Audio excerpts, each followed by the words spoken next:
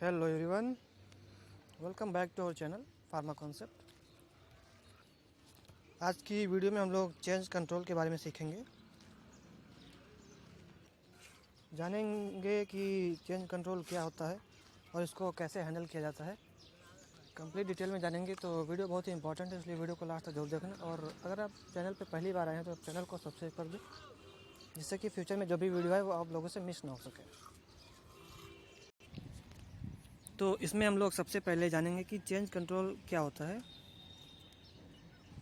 तो दोस्तों, change control एक डॉक्यूमेंटेड प्रोसेस है जिसमें हम किसी भी प्रोसेस, किसी भी सिस्टम या फिर इक्विपमेंट में, किसी भी मटेरियल या किसी भी डॉक्यूमेंट में किसी भी प्रकार का कोई चेंज होने वाला जब होता है तो उस चेंज को इस डॉक्यूमेंट के थ्रू ही अप्रूव, इम्प्लीमेंट और इवैल्यूएट और उसके बाद क्लोज किया जाता है। बिना किसी अप्रूवल के हम कोई भी प्रकार का किसी प्रोसेस, इक्विपमेंट, सिस्टम या मटेरियल में किसी भी प्रकार का कोई चेंज नहीं कर सकते, उसको पहले अप्रूव कराना पड़ता है। अब हम लोग जानेंगे कि why change control important, change control की ज़रूरत क्यों है।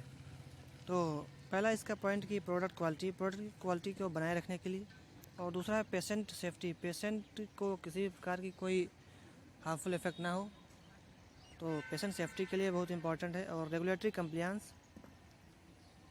नेक्स्ट है रिस्क मैनेजमेंट सिस्टम, यानी कि अनएक्सपेक्टेड रिस्क को अवॉइड करने के लिए चेंज कंट्रोल लिया जाता है।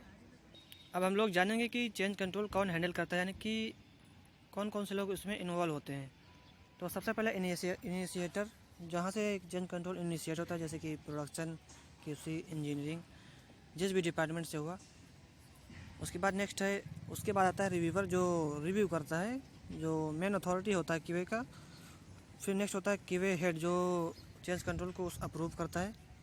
फिर जब चेंज कंट्रोल अप्रूव हो जाता है, फिर जो कंसर्न डिपार्टमेंट होता है वो उसको एग्जीक्यूट करता है। अब हम लोग समझेंगे कि टाइप्स ऑफ चेंज, मतलब चेंज जो है वो कितने टाइप्स का होता है। तो सबसे पहला जो होता है हमारा माइनर चेंज होता है, यानी कि जब कोई छोटा मोटा कोई चेंज होता है, जैसे कि जो पेशेंट की सेफ्टी पर जिसका कोई इफेक्ट नहीं होता है, वो जिसमें लो रिस्क होता है, उसे माइनर चेंज कहते हैं। जो मेजर चेंज होता है, जैसे कि जिसमें कि हाई रिस्क होता है, पेशेंट की सेफ्टी से रिलेटेड होता है, वो मेजर चेंज में आ जाता है। नेक्स्ट है हमारा टेम्परेरी एंड परमानेंट। तो टेम्परेरी चेंज वो होता है जो शॉर्ट टर्म के लिए होता है।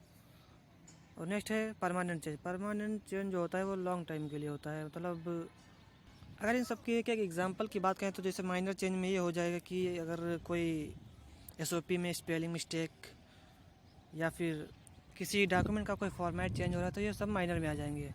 नेक्स्ट हमारा मेजर में जैसे कि मैन्युफैक्चरिंग प्रोसेस में कोई चेंज करना, या फिर स्टरलाइजेशन मेथड है उसमें कोई चेंज करना, तो ये सब मेजर चेंजेस में आ जाएंगे। और अब फिर आता है हमारा टेम्परेरी चेंज में जैसे कि कोटिंग मशीन है, उसका कोटिंग पैन ख़राब हो गया तो उसके लिए दूसरी कोटिंग मशीन का यूज़ करें, तो ये फिर टेम्परेरी चेंज है। और नेक्स्ट परमानेंट चेंज।